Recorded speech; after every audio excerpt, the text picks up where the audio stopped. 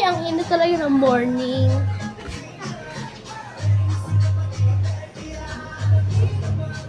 Mga chismosa. Ang aga-aga. Oo nga, Mars. Si Bradet, yung kaklasmate natin na grade 4, napakaingay. Tapos sinurok ni mga party natin. Oo nga, Mars. Nakita ko si Odette. Lagi-lagi nga ako nubar ng panty nun. Lagi ako nubaran. Ay, kayo pala mga Mars. Ako nga din eh, Mars eh.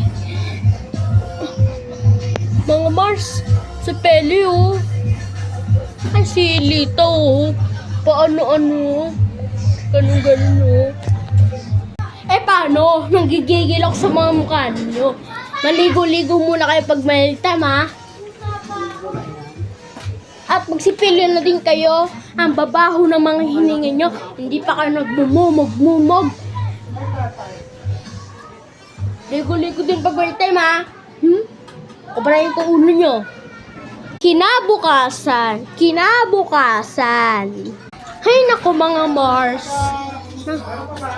Hay naku mga Mars. Ang daming luto doon sa amin. Kasi dadating yung pinsan ko mga Mars.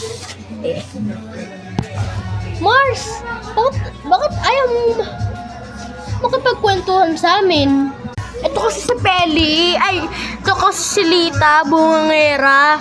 Lagi-lagi nagsasabi sa akin. Ano siya? Mapang-asar.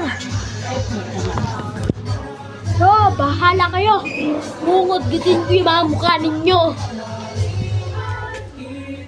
Ito naman si Peli, hindi na magbabiro. Takpa na tayo!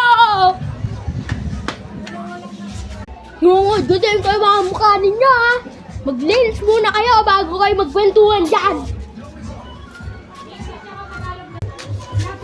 Naku, si Peli. Na ano na naman, naisahan na naman si Lita. Naisahan na naman si Liba, pat si Libo. Ay, naku. Mga kabataan talaga. Maligo muna kayo. Kasama nyo na tong si Lita na to. Ikaw din, maligo ka ha. Mga kaibigan mo, nagtakbuhan na doon.